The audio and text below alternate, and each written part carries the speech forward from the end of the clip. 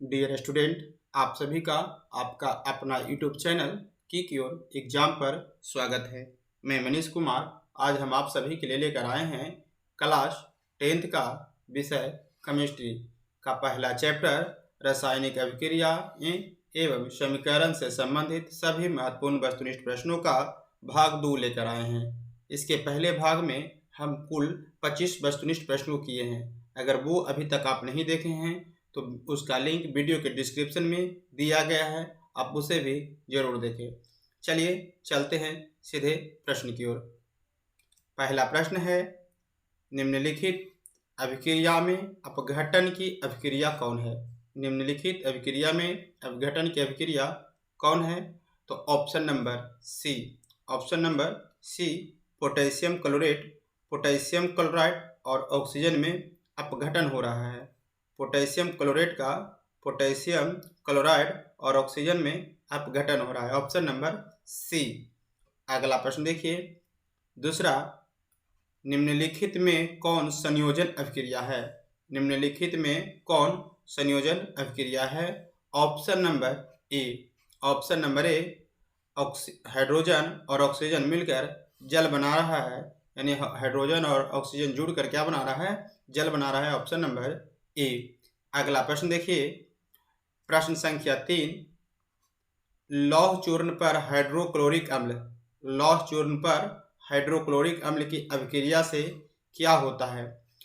इस क्वेश्चन को हमने पहले वीडियो में भी करवा दिए हैं। अब बताए हैं कि जब लौह चूर्ण यानी लौह जब अम्ल से अभिक्रिया करता है तो हाइड्रोजन गैस मुक्त होता है। यहाँ पर आप ऑप्शन नंबर ए को देखिए। ऑप्शन नंबर ए, इसमें हाइड्रोजन गैस और आयरन क्लोराइड बनता है, यानी लौह चूर्ण पर हाइड्रोक्लोरिक अम्ल की अभिक्रिया से किया होता है तो हाइड्रोजन गैस और आयरन क्लोराइड बनता है। लौह चूर्ण पर हाइड्रोक्लोरिक अम्ल की अभिक्रिया से क्या होता है? तो हाइड्रोजन गैस और आयरन क्लोराइड बनता है। चौथा प्रश्न को देखिए।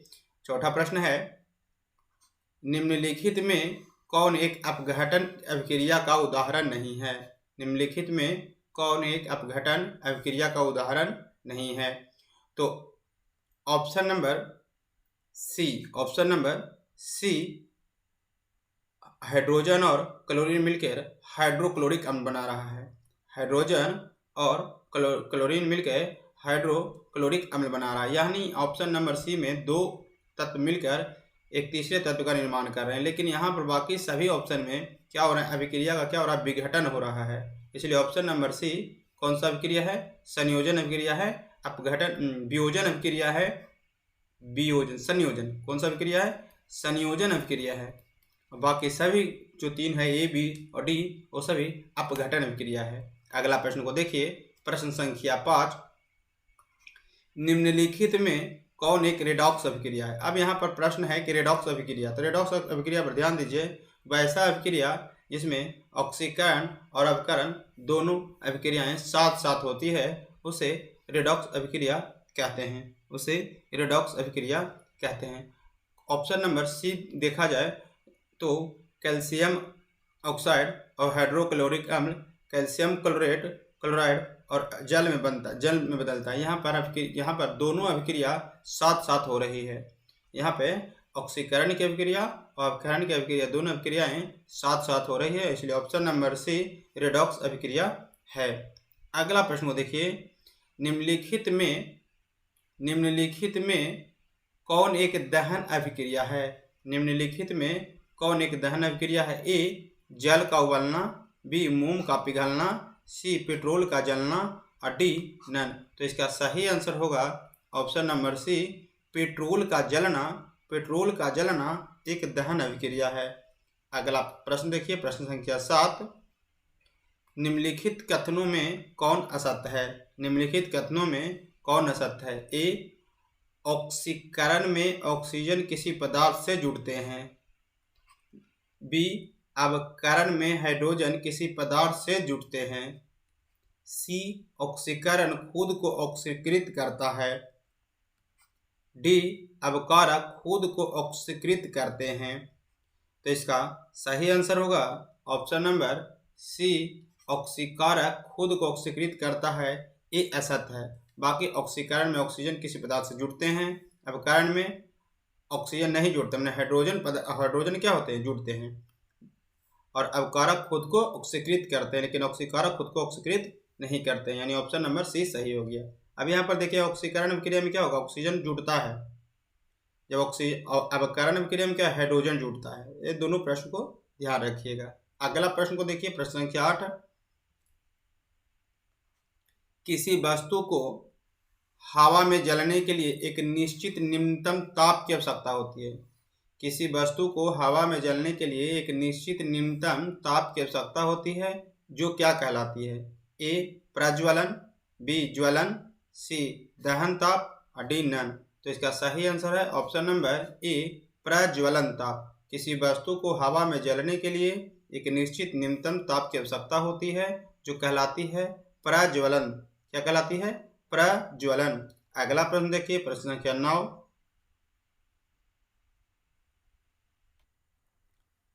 प्रश्न संख्या 9 को देखिए, कार्बन और ऑक्सीजन मिलकर CO2 बनाता है, कार्बन डाइऑक्साइड बनाता है।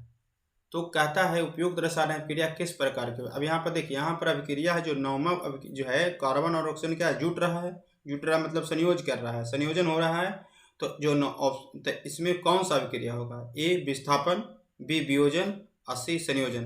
तो इसका डी नन। तो इसका सही आंसर होगा ऑप्शन नंबर सी संयोजन, क्योंकि कार्बन और ऑक्सीजन मिलकर कार्बन डाइऑक्साइड बना रहा है, जो क्या है, गैस बन रहा है। क्या कौन सा गैस बनता है, गैस बनता है। अगला प्रश्न को देखिए, प्रश्न संख्या 10। कैल्शियम ऑक्साइड और हाइड्रोजन, कैल्शियम ऑक्साइड और जल, कैल्शियम ऑक्साइड और जल मिलकर कैल्शियम हाइड्रोक्साइड बनाता है, कैल्शियम हाइड्रोक्साइड। उपयुक्त रासायनिक अभिक्रिया कैसी अभिक्रिया है। उपयुक्त जो रासायनिक अभिक्रिया है वो कौन सा अभिक्रिया है, ए संयोजन अभिक्रिया, बी वियोजन अभिक्रिया, सी द्वि विस्थापन अभिक्रिया और डी विस्थापन अभिक्रिया। तो यहाँ भी देखिए कैल्शियम ऑक्साइड और जल क्या है, जुड़ता है या नहीं। तो इसका भी जो सही आंसर होगा ऑप्शन नंबर ए संयोजन अभिक्रिया। कौन सा अभिक्रिया, संयोजन अभिक्रिया। वीडियो को आप पूरा देखिए, साथ ही साथ जहाँ पे भी डाउट हो आप हमें कमेंट करें। चलिए अगला प्रश्न को देखिए, प्रश्न संख्या 11। ऊष्मा के द्वारा की गई वियोजन अभिक्रिया को क्या कहते हैं। ऊष्मा के द्वारा की गई वियोजन अभिक्रिया को क्या कहते हैं। ए तापीय, बी ऊष्मीय वियोजन, सी आणविक वियोजन और डी नन। तो इसका सही आंसर होगा ऑप्शन नंबर डी ऊष्मीय वियोजन। कौन सा वियोजन, ऊष्मीय वियोजन कहते हैं। अगला प्रश्न को देखिए, प्रश्न संख्या 12। जिन अभिक्रियाओं में ऊर्जा अवशोषित होते हैं, जिन अभिक्रियाओं में ऊर्जा अवशोषित होते हैं उन्हें कहते हैं, उन्हें कौन सा अभिक्रिया कहते हैं। ए ऊष्माक्षेपी अभिक्रिया, बी ऊष्माशोषी अभिक्रिया, सी उपचयन और डी संयोजन, डी संयोजन। तो इसका जो सही आंसर होगा ऑप्शन नंबर बी ऊष्माशोषी अभिक्रिया। ऊष्माशोषी अभिक्रिया, शोषित मतलब शोषित, शोषण यानी ऊष्माशोषी अभिक्रिया। चलिए अगला प्रश्न को देखिए, प्रश्न संख्या 13। वे अभिक्रियाएं जिनमें अभिकारकों के बीच आयनों का आदान प्रदान होता है, वे अभिक्रियाएं जिनमें अभिकारकों के बीच आयनों का आदान प्रदान होता है कहते हैं। ए संयोजन अभिक्रिया, बी विस्थापन अभिक्रिया, सी वियोजन अभिक्रिया और डी द्विविस्थापन अभिक्रिया।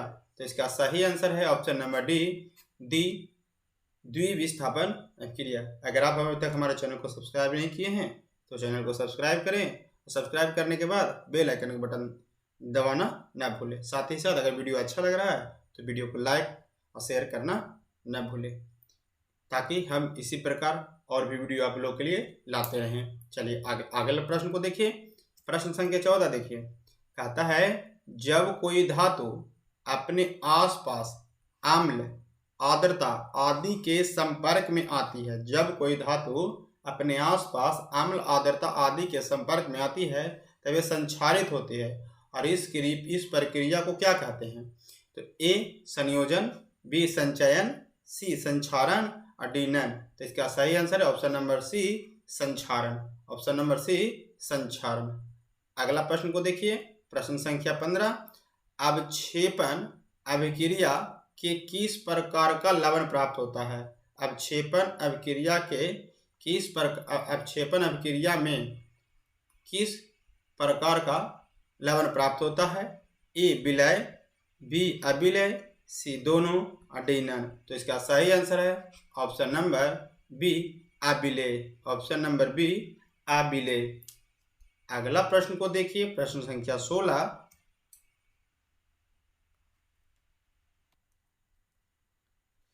पीबी और कॉपर क्लोराइड मिलकर पीबी क्लोराइड PbCl2 और कॉपर बनाते हैं। उपयुक्त रासायनिक अभिक्रिया क्या है? आप यहाँ पर देखिए केवल अपने आयन का स्थान परिवर्तन कर रहे हैं। अपने आयन का स्थान क्या कर रहे हैं? जो Pb था, Pb है जो Cl2 के जगह पे आ जाता है ना, सी कॉपर की जगह पे Pb आ जाता है, सीसा आ जाता है।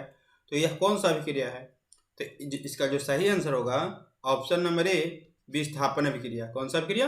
विस्थापन, क्योंकि एक ही आयन आदान प्रदान किया, दोनों आयन का आदान प्रदान है, केवल एक आयन का आदान प्रदान हुआ है, इसलिए ऑप्शन नंबर ए विस्थापन अभिक्रिया। अगला देखिए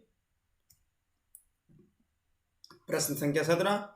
वायुरोधी बर्तनों में खाद्य सामग्री रखने से उपचयन की गति हो जाती है। अगर वायुरोधी बर्तनों में खाद्य सामग्री रखने से उपचयन की गति हो जाती है। ए धीमी, बी तीव्र, सी बराबर और डी अति तीव्र। तो इसका सही आंसर है ऑप्शन नंबर ए धीमी।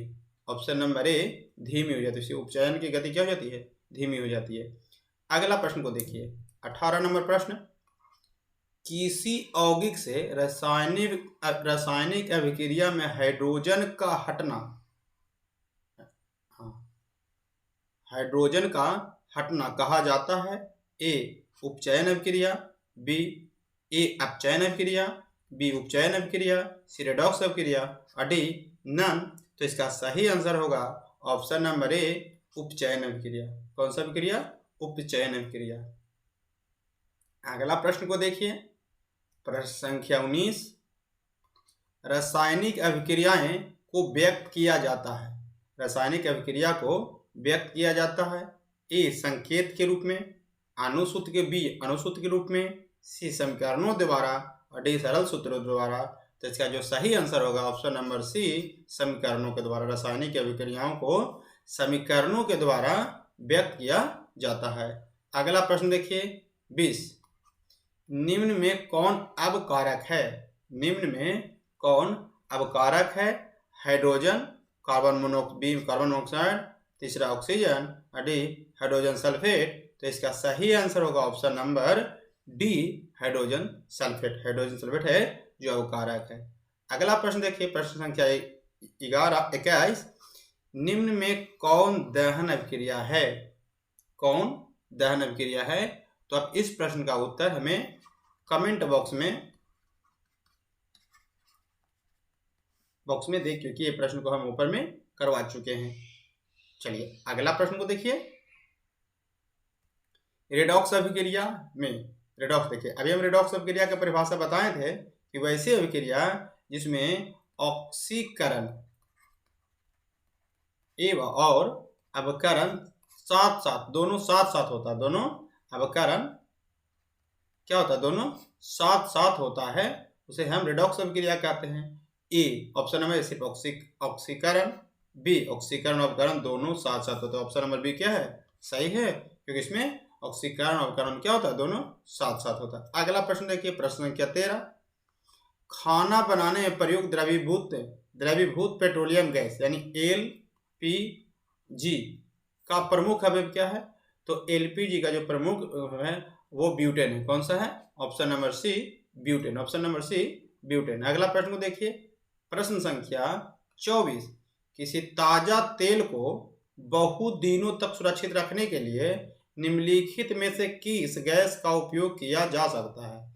किसी ताजा तेल को बहुत दिनों तक सुरक्षित रखने के लिए निम्नलिखित में से किस गैस का उपयोग किया जा सकता है? A ammonia, B nitrogen, C carbon dioxide और डी ऑक्सीजन। तो ऑप्शन नंबर बी नाइट्रोजन का प्रयोग किया जाता है। किसी ताजा तेल को बहुत दिनों तक सुरक्षित रखने के लिए नाइट्रोजन का प्रयोग किया जाता है। किस गैस का प्रयोग किया जाता है? नाइट्रोजन का प्रयोग किया जाता है। अगला प्रश्न देखिए, क्लोरोफिल और सूर्य प्रकाश की उपस्थिति में पौधा वायु से कार्बन डाइऑक्साइड तथा पृथ्वी से जल ग्रहण करके अपना भोजन तैयार करते हैं। यह किस प्रकार की अभिक्रिया है? ए संयोजन अभिक्रिया, बी प्रकाश रासायनिक अभिक्रिया, सी विस्थापन अभिक्रिया, डी अवक्षेपण अभिक्रिया। तो इसका जो सही आंसर होगा ऑप्शन नंबर बी, रासायनिक, प्रकाश रासायनिक होता है। हाँ, क्लोरोफिल के उपस्थित प्रकाश संश्लेषण की क्रिया होता है जिसे हम प्रकाश रासायनिक अभिक्रिया या प्रकाश रासायनिक कहते हैं। अगर आप सभी को वीडियो अच्छा लगा तो वीडियो को लाइक करें, और अगर आप अपने तक हमारे चैनल को सब्सक्राइब नहीं किए हैं तो चैनल को सब्सक्राइब करें। साथ ही साथ आप हमें फॉलो कर सकते हैं व्हाट्सएप, ट्विटर, टेलीग्राम, इंस्टाग्राम और फेसबुक भी फॉलो कर सकते हैं। उसका लिंक वीडियो के डिस्क्रिप्शन में दिया गया है। साथ ही आप पीडीएफ के